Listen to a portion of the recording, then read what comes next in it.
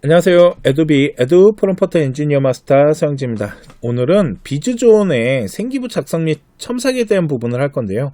비즈 회원님들을 위해서 이제 준비한 이 생기부 작성 같은 경우는 여러 가지 방식이 있습니다. 진짜 만드는 방식이 여러 가지가 있는데 오늘 가장 기본에 대한 부분을 좀 알려드릴 건데요. 이 기본을 쓸 때 이 네 가지 법칙이 있습니다. 이 법칙만 기억하시면 돼요. 그게 뭐냐면 어디서 무엇을 어떻게 결과, 어디서 무엇을 어떻게 결과. 한번 제가 준비한 문장을 좀 보도록 할게요. 자, 보시면 어디서 생명과학 시간에 무엇을 세균 바이러스에 대한 이론, 어떻게 이론을 배우고 실험 과정을 통해 활동을 했고 결과 지식의 발전되는 모습을 작성해줘 라고 한 겁니다. 그죠? 자, 그 다음에 프롬프트 엔지니어링에 가서 비즈 생기부 작성을 보시면 요 맨 아래쪽에 생기부 기본 작성이 있습니다. 클릭하고 한번 기다려 보도록 할게요. 자, 그러면 생명과학 시간에 세균 바이러스 이론을 학습하고 구조 기능에 대해서 영향을 미치는지에 대해서 알게 되었고 그리고 생명체에 미치는 영향을 배웠답니다. 또한 실험 과정이 이제 들어오기 시작하죠. 그래서 직접 관찰하고 이론 지식의 실제 실험을 통해 어떻게 작용되는지 경험하였고 흥미를 더욱 증대시켰답니다. 실험을 통해서 이제 세균 성장과 바이러스 전파에 대한 부분의 중요성을 깨달았고 아래쪽에 보시면 토론하는 경험도 약간 나오고요. 그리고 알게 된 지식에 대해서 써주죠. 글자가 어느 정도 될까요? 보통 제가 해보니까 한 1200에서 1300바이트 정도로 알려주더라고요. 한번 나이스 글자 수 3개를 한번 보도록 할게요.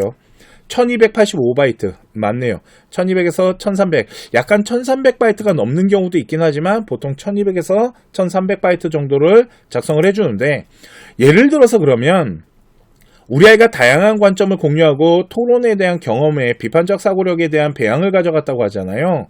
요 부분을 가지고 조금 더 구성을 하고 싶다라고 했을 때는 요 토론에 대한 부분을 다시 살린다고 볼게요. 그랬을 때 이 전체 문장을 다시 복사해서 집어넣고요.